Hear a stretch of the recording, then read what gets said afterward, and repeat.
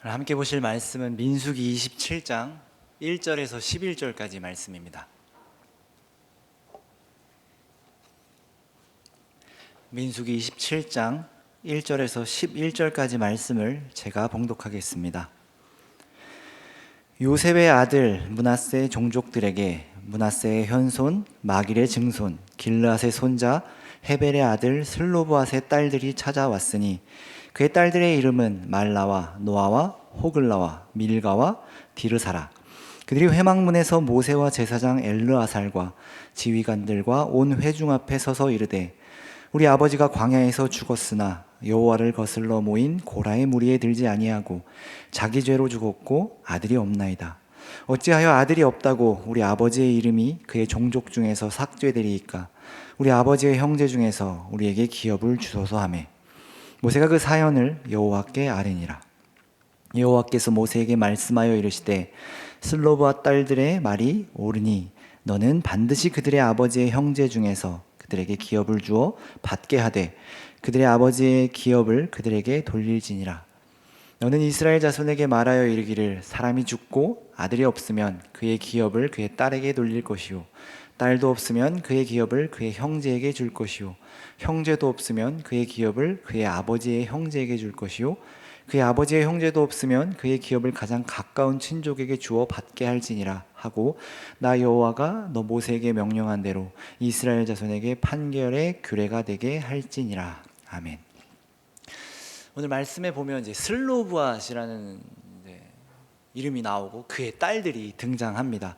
이 슬로브앗은 어떻게 소개가 되고 있냐면 요셉의 아들 므낫세의 현손, 마길의 증손, 길라의 손자 헤벨의 아들이라고 자세하게 소개하고 있습니다. 그리고 이 딸들의 이름은 말라, 노아, 호글라, 밀가, 디르사입니다. 구약 성경에서 이렇게 여자가 주인공으로 등장하는 이야기는 매우 드뭅니다. 아무래도 시대적인 이유에서 그렇습니다. 시대적으로 여성은 남성에게 속하였었고 남성의 결정에 따라 이제 움직였습니다. 이스라엘 내에서도 목소리를 내는 경우가 거의 없었습니다. 등장하지도 잘 않습니다. 그런데 오늘 말씀에서 슬로브앗의 딸들이 모세와 지도자들과 온 회중 앞에 섭니다. 어떤 문제가 있다고 말하러 온 것이죠.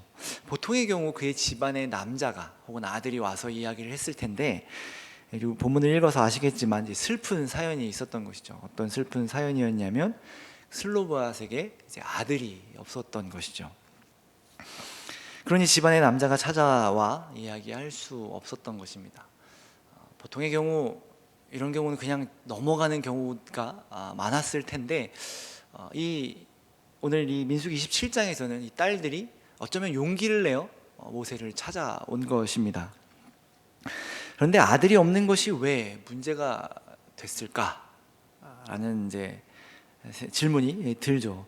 답을 하기에 앞서 이제 앞의 내용을 보면 이제 26장에서 이스라엘의 두 번째 인구 조사가 있습니다. 민수기에서는 인구 조사가 총 2번이 있는데 먼저 첫 번째 인구조사인 1장 2절에서 3절을 좀 보면 하나님이 모세에게 이렇게 명령하십니다. 너희는 이스라엘 자손의 모든 회중 각 남자의 수를 그들의 종족과 조상의 가문에 따라 그 명수대로 계수할지니 이스라엘 중 20세 이상으로 싸움에 나갈 만한 모든 자를 너와 아론은 그 진영별로 계수하라 라고 말씀하십니다.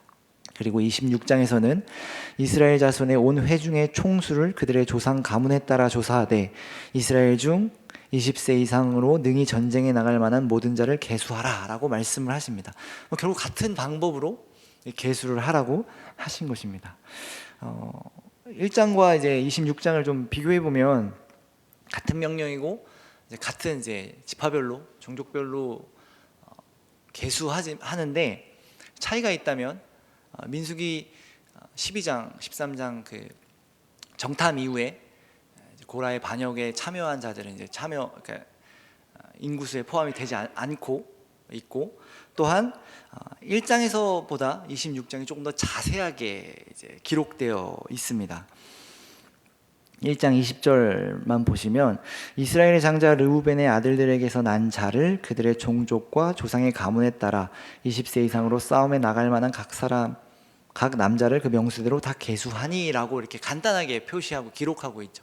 전부 다 이야기를 하지 않는데, 두 번째 인구조사인 26장 5절에는 이스라엘의 장자는 르우벤이라. 르우벤 자손은 한옥에게서 난 한옥 종족과 발루에게서 난 발루 종족과 헤스론에게서 난 헤스론 종족과 갈미에게서 난 갈미 종족이니 이는 르우벤 종족들이라. 르우벤의 밑에 있는 아들들까지도 이야기를 하고 그의 자손들까지도 이름이 이제 언급되고 있습니다. 그리고 그 중에 보면 32절에서 34절에 보면 이 슬로브앗의 이야기가 미리 이제 등장합니다. 스미다에게서 난 스미다 종족과 헤벨에게서 난 헤벨 종족이며 헤벨의 아들 슬로브앗은 아들이 없고 딸뿐이라. 그 딸의 이름은 말라와 노아와 호글라와 밀가와 디르사니 이는 므낫세 종족들이라. 첫 번째보다 두 번째가 자세하게 나오고 또 이 중에 이 슬로브앗을 언급하는 것으로 보아 이 문제는 어쩌면 이스라엘 모두가 특히나 또 모세와 지도자들이 다 알고 있던 것이었습니다. 그런데 이 딸들이 찾아오기 전까지 아무런 말이 없었다라는 것이죠. 아들이 없었음에도 아들이 없는 것이 문제인 이유는 바로 이 인구조사의 목적 때문에 문제가 되었던 것입니다. 그 목적은 26장 53절에 나오는데 이 명수대로 땅을 나눠주어 기업을 삼게 하라라고 말씀을 하십니다.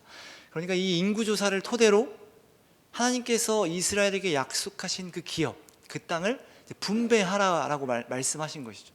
그러니까 이 인구조사는 단순히 물론 이제 명령에 따라 전쟁에 나갈 만한 20세 이상을 계수한 것이지만 결국 목적은 그 땅을 분배함에 있었다라는 겁니다. 이 민수기 또한 인구조사가 주된 내용으로 보이지만 사실상 이 땅을 분배하는 문제가 가장 중요한 내용이라는 것입니다.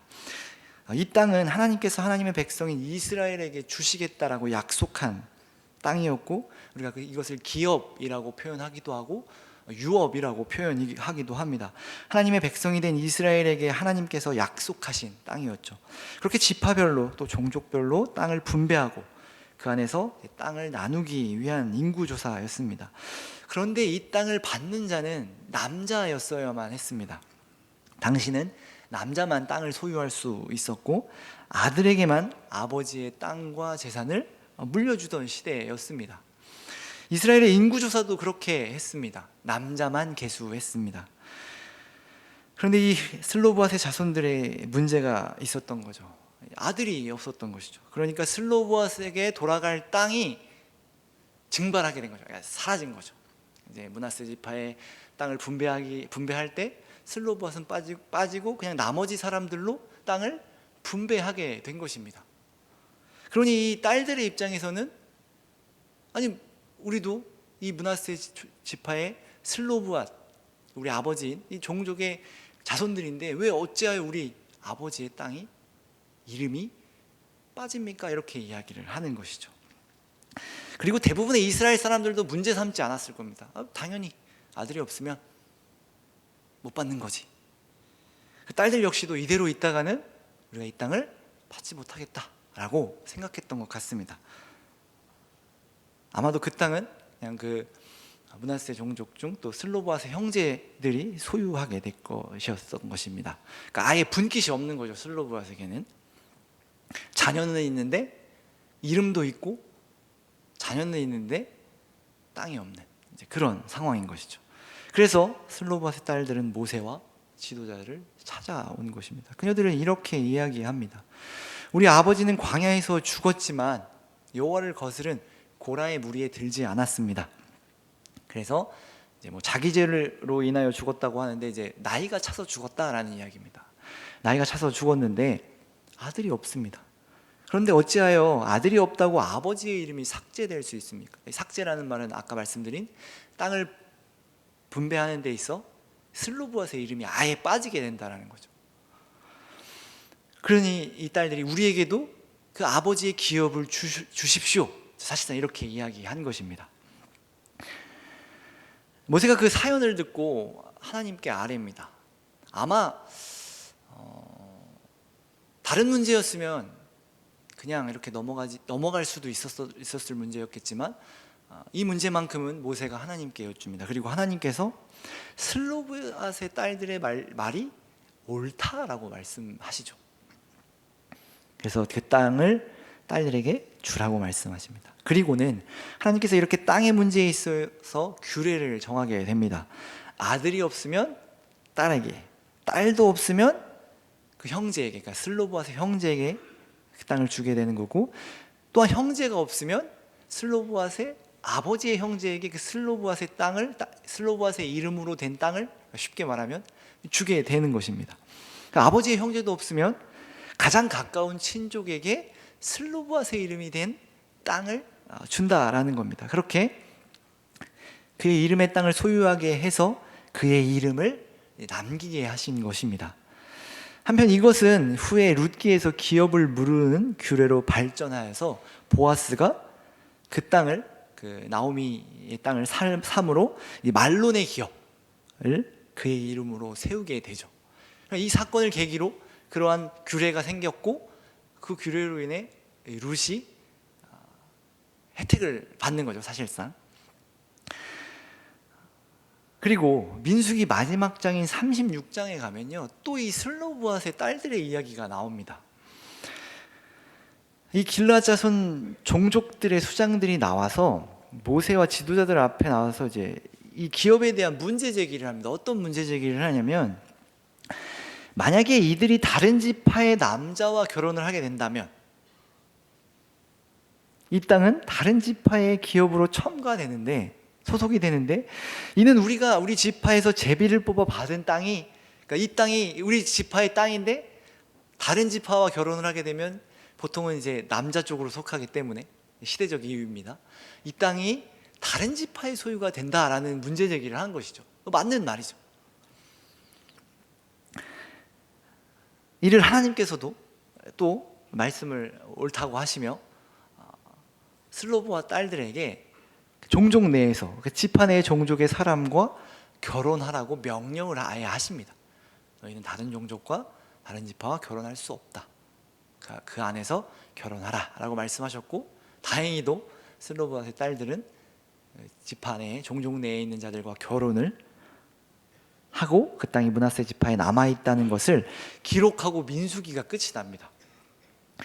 도대체 이 슬로브앗의 딸들의 일이 얼마나 중요한 것이기에 사실 민수기에 2번이나 등장하고, 민수기를 마무리하면서 이것을 이제 정리하고 넘어간다라는 것이죠. 그냥 지나갈 수도 있겠지만 이 이야기가 민수기의 마지막으로 나오고 이것을 정리하고 넘어가는 걸 보면 사실 뭐 흔히 일어날 수 있는 일이기도 하지 않습니까? 아들이 없이 죽은 사람의 그 재산을, 혹은 그 땅을 어떻게 할 것인가.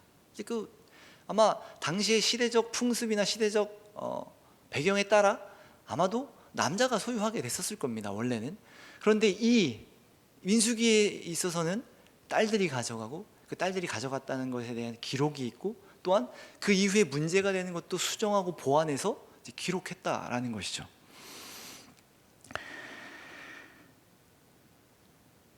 도대체 이 슬로브앗의 이야기가 왜 중요할까? 이 이야기는 인구조사 그리고 땅을 배분하는 것과 무슨 관련이 있을까? 생각을 해보게 되죠.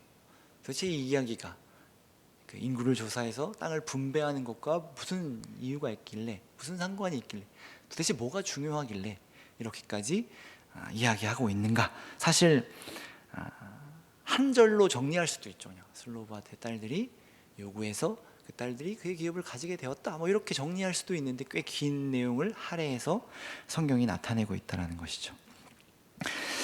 무슨 관련이 있을까? 가장 간단하게 생각해 보면 공평 혹은 공정한 땅의 분배, 뭐 이런 이유가 생각나기도 합니다. 하나님이 주시는 땅을 공정하고 공평하게 나누어야 한다는 점이죠. 어찌 보면 그 땅은 재산인데 그 재산을 받지 못하는 것은 불공평하다는 생각이 들죠. 똑같이 다 하나님의 백성인데. 그래서 이제 여성신학 같은 이제 학문에서는 이 사건을 굉장히 의미 있는 사건으로 보기도 합니다. 여성이 그때 당시 시대를 거슬러 여성이 그 땅을 받았기 때문에 시대적 상황과 한계가 있었음에도 여자에게 땅을 기업으로 주었다는 것은 매우 큰 의미를 지니기 때문입니다. 생각해 볼 것은 이 슬로보아스의 딸들이 이 문제를 제기할 때 정말로 이 공평함, 공정함을 명분으로 모세에게 나와왔을까 묻게 되죠. 불공평합니다. 모세여, 지도자들이여, 온 회중이여 들어보십시오. 너무 불공평하지 않습니까? 이렇게 이야기한 것일까요? 다시 본문을 보면 4절에 이 딸들이 이렇게 이야기를 합니다. 어찌하여 아들이 없다고 우리 아버지의 이름이 그의 종족 중에 삭제되리까 묻습니다. 그러니까 지금 인구조사를 한 후에 하나님께서 주실 땅, 그 기업을 분배하고 있는데 이 슬로보아세, 자신의 아버지의 아들이 없으므로 이 슬로보아세의 이름으로 받을 땅이 없어지게 되는데 이게 정말로 옳은 것입니까? 이렇게 묻고 있는 것이죠. 이렇게 결국 이 슬로보아스의 딸들은요, 이 모세에게 나오는 명분은 바로 이것이 그냥 다만 재산이 아니고 땅이 아니고 하나님이 주시는 기업이기 때문입니다. 하나님이 주시는 기업에 있는 우리 아버지의 이름, 우리가 갖게 될 그 기업이 없다라는 점을 문제 삼고 있다는 거죠. 이 기업은 아까도 언급했지만 하나님의 백성이 된 자들에게 주어지는 하나님의 약속의 기업입니다. 유업입니다. 그러니까 기본적으로 하나님의 백성이 된 자들은 아버지와 아들의 관계가 그러하듯 하나님의 자녀 혹은 하나님의 아들로서 하나님의 이름을 이어가는 자들이고 그 땅에서 하나님이 가신 그 길을 따르는 상속자가 되는 것이죠. 분명히 상속자인데 그 땅을 받지 못한다면 문제가 생기는 거죠.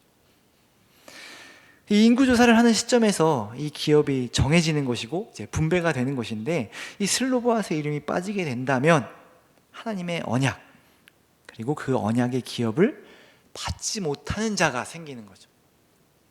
그러면 굉장히 큰 문제가 생긴 거죠. 하나님의 백성임에도 하나님의 상속자가 될 수 없고 하나님이 주시는 그 기업을 못 받기 때문에 굉장히 문제가 되는 것이죠. 이것은 다만 내가 재산을 갖고 안 갖고의 문제가 아니라 하나님의 약속에 결함이 생기는 것이기 때문에 하나님도 이 딸들이 나왔을 때 너희들 말들이 충분히 일리가 있다가 아니라 슬로보의 딸들의 말이 옳다 이렇게 표현을 하신 거죠. 단 예외라면 3절에서 고라의 무리에 들어갔던 자들은 이 기업을 받지 못했습니다. 그래서 슬로보의 딸들도 이렇게 얘기를 하는 거죠. 우리 아버지가 고라의 무리에 들지 않았습니다.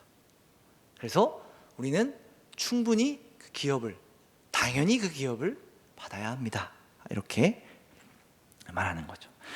지금 슬로보아 딸들이 요구하는 것은 이것이죠. 하나님이 주시겠다고 약속하신 그 기업, 하나님의 약속을 의지해서 약속을 근거로 약속을 명분으로 나온 것입니다. 이 기업은 이스라엘 백성들에게 매우 중요한 것이었습니다. 사실 우리에게도 땅은 매우 중요하죠.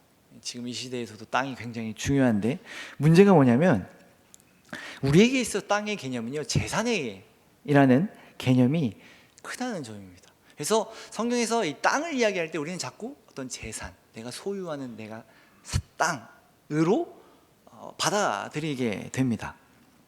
그래서 단순히 하나님의 백성이 되어 하나님의 기업을 받는다는 것, 그러니까 땅을 받는다는 것은 재산을 받는 것이고 이것이 복이라고 생각하게 되는 문제가 생깁니다. 그래서 하나님을 믿으면 주님이 우리에게 복을 주시는데 그 복은 재산 혹은 물질적인 것 혹은 땅 이렇게 생각을 하게 되는 것이죠. 그래서 이 본문을 읽다 보면 이 슬로보아 딸들이 마치 그 재산을 탐하기 위해 자신들에게 돌아와야 할 재산을 요구하는 것으로 생각하게 됩니다. 그렇게 되면 하나님이 우리에게 주시겠다고 한 복을 이 땅에서의 재산 혹은 또 금전적인 복으로 여기게 되고 그러면 이렇게 이야기하는 사람이 생기는 거죠. 우리도 슬로보아스의 딸들처럼 믿음으로 요구해야 된다. 하나님께 구해야 된다. 이렇게 접근하게 될 수밖에 없습니다. 이 슬로보아스의 딸들은 시대적 한계가 있었음에도 믿음으로 그것을 구했다. 그랬더니 하나님이 주셨다. 우리도 한계를 극복함으로 열심을 내어 용기를 내어 하나님께 구해야 한다.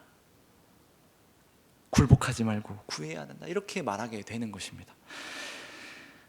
그래서 주님이 주시는 기업을 자꾸만 이런 물질적이고 재산적인 것으로 혹은 생각을 하게 되면 어떻게 되냐면 우리의 신앙생활이 아주 치열해집니다. 더 얻기 위해, 더 가지기 위해 경쟁해야 하고, 가지지 못하면 복을 받지 못한 것이라는 생각이 들게 됩니다. 그리고 그에 따라 우리는 분노하기도, 하나님께 섭섭해하기도 하는 것이죠. 그것이 세상적인 것이든 혹은 물질적인 것이든 혹은 심지어 신앙적인 것이든 우리는 이를 소유하려고 합니다. 제가 어렸을 때는 은사 받아야 된다, 이거 못 받으면 안 된다. 은사를 받기 위해 치열하게 싸웠죠. 누가 더 은사가 크냐, 성경에서도 나오죠. 또한 어떤 직분, 또한 더 심지어 은혜와 믿음조차도 더 가지기 위해, 소유하기 위해 열심을 내어 신앙생활을 하게 된다는 겁니다. 내가 저 사람보다 더 많이 가져야 돼, 내가 저 사람보다 믿음이 더 좋아야 돼, 내가 저 사람보다 은혜를 더 많이 받아야 돼 라는 식의 접근이 되죠. 겉으로 보면 굉장히 열심을 내고 하나님께 순종하며 어떤 신앙적인 열심을 내는 것처럼 보이지만 과연 이것이 옳은 것인가 질문해 봐야겠죠. 소유하기 위해, 가지기 위해 열심을 내어 신앙생활한다는 것, 그것이 신앙적인 것, 믿음이나 은혜, 물론 은혜를 사모하라라고 말을 하지만 그것을 얻기 위해 경쟁하고 치열해지고 누군가를 깎아내린다면 그것은 하나님이 주시는 기업, 그 하나님의 약속을 오해하고 있기 때문에 생기는 문제라는 점입니다. 즉 하나님이 지금 그의 백성과 우리들에게 그 땅을 기업으로 주셔서 무엇을 하시려고 하는지를 생각을 안 하는 겁니다. 하나님은 과연 우리에게 그 기업을 주셔서 무엇을 하시려고 하는 겁니까? 왜냐하면 하나님께서 이스라엘 백성들을 자녀 삼으실 때 물론 나는 너희의 하나님이 되고 너희는 내 백성이 되리라 라고 말씀하셨지만 가장 중요하게 생각했던 것이 뭐냐면 바로 이 기업, 땅이었습니다. 이 땅에 대한, 이 기업에 대한 오해가 생기면 우리의 신앙도 틀어질 수밖에 없다라는 겁니다. 하나님이 슬로보아스의 딸들에게 또한 그의 백성에게 땅을 주시는 이유가 무엇일까? 공평함 혹은 소유의 문제도 아니면 무엇일까 생각해 보게 되죠. 이들에게 땅은 어떤 의미였을까? 이스라엘 백성에게. 이스라엘 백성들은 땅이 없이 살았습니다. 노예로 살았죠. 그들에게 땅이 주어진다라는 것, 단순히 재산이 늘어나고 또 내가 풍족해진다라는 것 이상의 의미였을 것입니다. 평안을 누릴 수 있는 곳이고 안식을 할 수 있는 곳, 그곳이 그 땅이었습니다. 그 땅은 그들의 삶의 터전입니다. 그 땅에서 살아가는 것이죠. 이것을 내가 소유하고 내가 가지고 있는 어떤 지금의 개념과는 아주 다른 살아가는 곳이신 거죠. 하나님의 백성으로서 하나님의 나라에서 받은 그 기업에서 살아가는 것, 그것이 하나님의 나라였죠. 이 삶의 터전, 하나님의 나라라는 것은 소유의 개념으로는 이해할 수 없습니다. 살아가는 것입니다. 이것을 우리가 이해하지 않으면 자꾸 우리는 생각하게 돼요. 나는 하나님께 기업을 받은 적이 없는데, 난 지금 똑같은 땅에서 그냥 내가 살아가는 땅에서 살고 있고 난 받은 것이 없는데, 이렇게 생각을 하게 됩니다. 그러나 그 땅이 기업이며 하나님의 나라라고 생각을 한다면 이것은 우리가 이미 받은 것이죠. 예수 그리스도로 인해 이미 받았죠. 그래서 이 땅 가운데 천국이 이루어짐으로 우리는 우리 지금 살아가던 땅이 우리의 기업이 되고 유업이 되는 것입니다. 하나님의 백성은 하나님께서 주신 그 삶의 터전에서 살아가며 그 땅 위에 있으면서 스스로 우리가 어떤 존재인지를 생각하며 주님이 주시는 것으로 살아가는 사람임을 깨달아야 하는 것입니다. 주님이 주신 기업을 더 많이 받기 위해, 더 소유하기 위해, 또는 그것을 지키기 위해 열심히 사는 사람들이 아니라는 말입니다. 그 기업 안에서 누리며 나누며 살아가는 존재라는 거예요. 왜냐하면 이러한 내용들이 성경에서 계속해서 나오고 있다는 겁니다. 그래서 선지서에서 나타난 이스라엘의 타락들을 보면요, 어떤 식으로 나타나냐면 모든 타락이 다 더 많이 소유하기 위해 욕심을 내고 핍박하고 괴롭힙니다. 하나님이 주신 기업, 하나님의 나라에서 살아가는 자들의 잘못된 예로 더 많이 소유하는 것으로 그것이 나타난다는 거죠. 또한 그 이전에도 출애굽하여 언약을 맺고 가나안 땅까지 오면서 하나님은 계속해서 이스라엘을 입히시고 먹이시죠. 만나와 메추라기를 주심으로 너희들이 어떤 이런 물질적으로만 살아가는 것이 아니라 하나님의 말씀으로 살아가는 것을 너희가 알아야 된다. 하나님의 백성은 하나님이 주시는 것으로 살아가야 한다를 계속해서 가르치시죠. 그것은 다만 광야 생활에서 먹을 것이 없었기 때문에 하나님이 베푸신 것이 아니라 결국에는 하나님의 나라에서 하나님이 주시는 것으로 살아가는 자들임을 깨닫게 하시기 위해서 그렇게 주신 것이죠.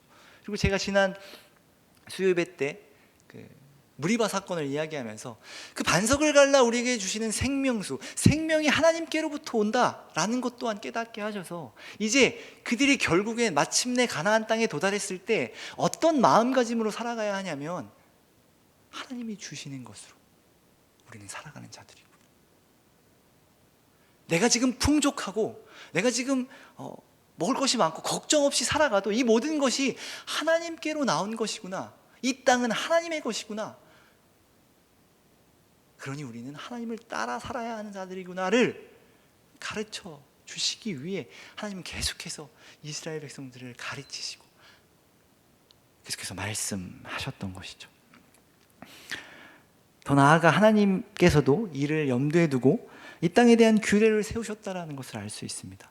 우선은 민수기 26장 52절에서 56절에 보면 여호와께서 모세에게 말씀하여 이르시되 이 명수대로 땅을 나눠주어 기업을 삼게 하라. 수가 많은 자에게는 기업을 많이 줄 것이요 수가 적은 자에게는 기업을 적게 줄 것이니 그들이 계수된 수대로 각기 기업을 주되 오직 그 땅을 제비 뽑아 나누어 그들의 조상 지파의 이름을 따라 얻게 할지니라. 그 다소를 막론하고 그들의 기업을 제비 뽑아 나눌지니라. 그 땅은 제비를 뽑고 그 땅을 뽑은 지파 안에서 수가 많은 자에게는 많이 주고 적은 자에게는 적게 주라라고 말씀하시죠. 또한 계수된 모든 자가 받아야 하는 것이었습니다. 그리고 그 땅을 팔게 될 경우에 나중에 이제 나오는 문제 율법이기도 한데 기업을 무르는 자를 통해서 다시 그 이름으로 그 땅에서 살게 하십니다. 만약에 더 소유하고 더 가지기 위해 열심을 내어서 살아가는 것이 하나님 백성으로서의 삶이었으면 이런 법을 하나님께서 굳이 만드실 필요가 없었겠죠. 자신의 잘못으로 인해, 자신의 실패로 인해 그 땅을 팔게 되면 너는 하나님이 주신 것을 제대로 가꾸지 못했으니 너의 이름은 지워질 거다, 이렇게 말씀을 하셨겠죠. 그러나 하나님은 그의 이름을 끝까지 남게 하시죠. 근데 그렇게 또 안 되면 결국엔 어떻게 되냐면 희년이 되면 모든 땅이 하나님께서 베푸신 그대로 다시 돌아가는 겁니다. 내가 게을리게 살아서 혹은 내가 실패해서 결국 땅을 팔 수밖에 없는, 하나님이 주신 그 기업을 팔 수밖에 없는 현실 속에서도 팔아서 힘들게 살아갔지만 하나님은 결국에는 다시금 회복시키신다라는 거죠. 그 법을 만드셨죠. 그러니까 이것만 봐도 하나님께서 그의 백성에게 더 많은 땅을 얻기 위해, 더 많은 것을 소유하기 위해 살아가라고 말씀하신 것이 아니죠. 무언가를 가지기 위해, 무언가를 소유하기 위해 살아가는 것이 아니라고 말씀하십니다. 정말로 간단한 건데 하나님이 주신 땅에서 하나님의 백성으로서 살아가라고 말씀하십니다. 그 모든 율례와 법규가 하나님 땅에서 하나님의 말씀을 따라 살아가는 것이죠. 그러니까 기본적으로 우리는 소유하기 위해, 어떤 무엇을 이루기 위해, 때로는 무엇을 지키기 위해 살아갈 수밖에 없는 존재지만 하나님 백성이 된 우리는 어떤 것을 소유하거나 지키기 위함이 아니라 우리의 존재를 확인하고 증명하기 위해 살아가는 자라는 겁니다. 하나님은 그러라고 우리를 부르셨다라는 겁니다. 물론 증명이라고 말을 하면 인정받는, 하나님께 인정받기 위해 또 이렇게 접근이 되는데 그런 뜻이 아니라 그냥 그렇게 살아가는 존재다. 그냥 그렇게 존재로서 살아가면 자연스럽게 증명되는 그런 어떤 보여짐을 뜻합니다. 사실상 주님이 주신 땅에서 만족하며 누리는 삶이죠. 하나님의 상속자로서 백성다운, 자녀다운, 상속자다운 삶. 나에게 그 상속해 주신 그 아버지의 뜻을 따라 살아가는 자인 것이죠. 그러니 주님이 주신 기업은 우리에게 꼭 필요한 겁니다. 있어야만 하는 겁니다. 왜냐하면 우리의 존재됨은 주님이 주신 그 기업에서부터 시작되는 것이기 때문입니다. 하나님의 백성으로서 하나님 나라에서 살아가는, 그러니까 하나님의 나라가, 하나님이 주신 그 기업이 없으면 성립이 안 되는 것이죠. 그것이 땅이라는 사실이 매우 흥미롭기도 하죠. 우리는 땅에서 살아가는데 이것이 우리의 존재됨이 시작되는 것이고, 또한 우리가 그의 말씀을 지키며 살아감으로 증명되는 것이니까. 바꿔서 말하면 지금 우리의 삶의 자리가 하나님이 주신 기업이며, 우리가 우리의 존재를 증명해야 하는 자리고 살아가는 자리라는 말입니다. 자꾸 소유의 문제로 접근하면 나는 가지고 못 가졌고, 어떤 경험이 있고 없고, 나는 받았고 쟤는 못 받았고 라고 생각하게 되고, 그래서 무엇인가를 끊임없이 구하게 됩니다. 복이든 은혜든 계속해서 구하죠. 비교하고, 하나님 쟤는 왜 이렇게 많이 주세요? 나도 하나님의 은혜를 좀 주세요. 하나님의 복을 주세요. 그러나 이미 우리는 하나님의 백성이 되고 그의 자녀가 되었습니다. 우리는 예수로 인해 하나님이 주신 그 기업을 받게 되었죠. 그래서 예수님을 믿었던 때와 안 믿었던 때의 차이는 뭐냐면, 안 믿는 자에서 이 땅에서의 삶은 사망이 왕노릇하는 곳이죠. 이 땅은 어떤 기업이라고는 생각할 수도 없는 땅이지만, 우리가 예수로 인해 그 똑같았던 땅이 어떻게 변했냐면 이곳이 바로 하나님의 나라가 되는 것입니다. 그러니 그것이 우리의 기업이 될 수밖에 없는 것이죠. 우리의 삶의 자리가 예배의 자리가 되고, 우리의 삶의 자리가 하나님께 영광을 돌리는 자리가 되고, 그것은 예수를 믿는 자, 하나님이 주신 기업을 받은 자만 그렇게 살아갈 수 있습니다. 그러니까 우리가 이미 넘치고도 넘치는 복과 은혜, 그리고 하나님이 주시는 그 기업을 받았다라는 사실을 우리가 자꾸 놓친다면, 우리는 자꾸 하나님 더요 라고 구하게 된다라는 것입니다. 그의 이름 안에 우리가 속하였고, 이제 우리의 이름이 그의 안에 있습니다. 우리는 상속자가 되었습니다. 우리는 어떤 것을 가지고 때론 그것을 지키기 위해 치열하게 사는 존재가 아닙니다. 세상적인 것이든 신앙적인 것이든 기본적으로 나누며 누리며 도우며 살아가는 존재가 되었습니다. 왜냐하면 하나님께서 우리로 하여금 가진 것이 적어도 없어도 그 기업으로 인해 그것을 누리게, 그리고 누릴 수 있게 만들어 주셨기 때문입니다. 하나님이 입히시고 먹이시고 그의 말씀으로 살게 하시고 우리에게 그 기업을 주셨습니다. 더 나아가서 하나님께서는 내 게으름과 실패와 실수로 인해 그 땅을 팔게 되었을 때도 하나님은 그 약속 안에서 우리의 이름을 지우시지 않겠다고 선언하신 것입니다. 우리의 실패를 해도, 이스라엘 역사를 보면 심지어 하나님의 말씀을 떠나 하나님을 대적함에도 그의 기업에서 그의 이름을 지우지 않겠다라고 하나님께서 말씀하신 겁니다. 사실상 희년은 어떤 이스라엘 내에서 종된 자들을 풀어주는 것으로 보여지긴 하지만, 결국에는 우리가 마침내 하나님으로 인해 회복될 것이고 누리게 될 것이라는 하나님의 약속하심입니다. 그것이 희년입니다. 그러니 그 땅을 지키고 소유하기 위해 치열하게 나만을 위해 살아가지 말라고 말씀하십니다. 더 나누고 누리라고 말씀하십니다. 그렇게 살아내므로 우리의 존재됨을 증명하라고 하며 살아가라고 말씀하십니다. 하나님의 상속자로서 하나님께서 넉넉하시고 베풀기를 즐겨하시는, 베푸시기를 원하시는 것처럼 우리도 넉넉하고 여유 있고 담대하고 용기 있게 베풀며 살아가라라고 말씀하십니다. 실패와 실수 가운데서도 괜찮다라고 말씀하시는 겁니다. 내가 너를 포기하지 않는다. 이 땅에서 내가 너의 이름을 지우지 않겠다.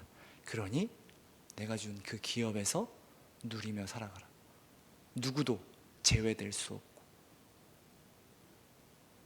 그 누구도 이 누림을 막을 수 없다라고 선언하시는 것입니다. 더 나누고 더 넉넉하게 돌봐야 한다라는 겁니다. 오히려 치열하려면 존재다운 삶을 살아가는 것에 치열해야 하는 것입니다. 가지기 위함이 아닙니다. 구하기 위함이 아닙니다.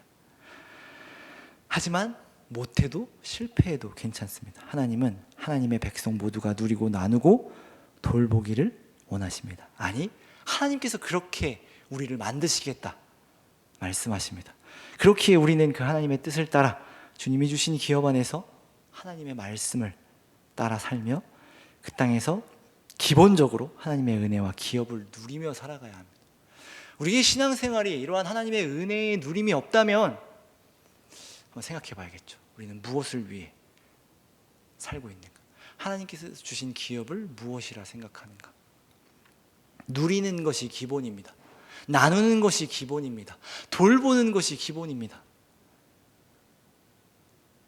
누군가 하나님의 은혜와 기업을 교회 안에서 또한 하나님의 백성이 누리지 못한다면 그것은 주변에 있는 우리 책임이라 라고 하나님께서 말씀하시는 겁니다. 주변에 있는 자들이, 가장 가까운 자들이 그의 이름을 세워야 하는 겁니다. 그의 이름을 세운다는 것은 그가 약속 안에 있음을 깨닫게 하여 지금은 비록 힘들게 살고 있는 자이지만 결국엔 하나님 안에서 은혜를 누려야 할 자라는 것을 우리가 알게 해야 하는 겁니다. 그리고 그렇게 되기 위해 섬기며 돌보는 것이 우리의 신앙 생활입니다. 그래서 주님 안에 있음에 여러분 기뻐하시길 바랍니다. 주님 안에 있음에 여러분 만족하시길 바랍니다. 주님 안에 있음에 여러분 용기를 가지시고 살아가기를 원합니다. 그렇게 하루하루를 살아가십시오. 저도 그렇게 살아가려고 노력하겠습니다. 주님 안에서 서로 돕고 격려하고 돌보는 것이 우리의 책임입니다. 더 많이 아는 사람이, 더 많이 가진 사람이 나누는 겁니다. 섬기는 겁니다. 하나님 왜 나한테만 그러세요? 하나님 왜 나한테만 섬기라 그러세요? 라는 말은 우리가 가진 것이 많다라는 뜻입니다. 그것을 기억하심으로 나도 누리고 그리스도 안에서 이웃과 형제가 함께 누리는 것, 함께 기뻐하는 것, 함께 만족하는 것, 그것이 우리를 향하신 하나님의 뜻이며 이로 인해 우리가 주님의 영광이 되는 것입니다. 이를 누리시며 또한 나눔으로 살아가 하나님의 영광이 되는 저와 여러분 되기를 바랍니다. 기도하겠습니다. 사랑하는 하나님, 주님이 주신 그 기업 우리가 받아 누리게 하옵소서. 때론 우리가 신앙에 있어서 가지기 위해 또 소유하기 위해 우리 주변을 돌보지 못하고 나만을 위해 살아갈 때가 너무나도 많은 것 같습니다. 하나님, 이 말씀을 통해 돌이키게 하시고 그 주님의 은혜를 누리게 하시고 내가 지금 가지고 있는 것이 내가 어떠한 존재로 살아가는 사람인지를 깨달아 알아 그 존재에 걸맞는 삶을 살게 하옵소서. 예수님 이름으로 기도합니다. 아멘.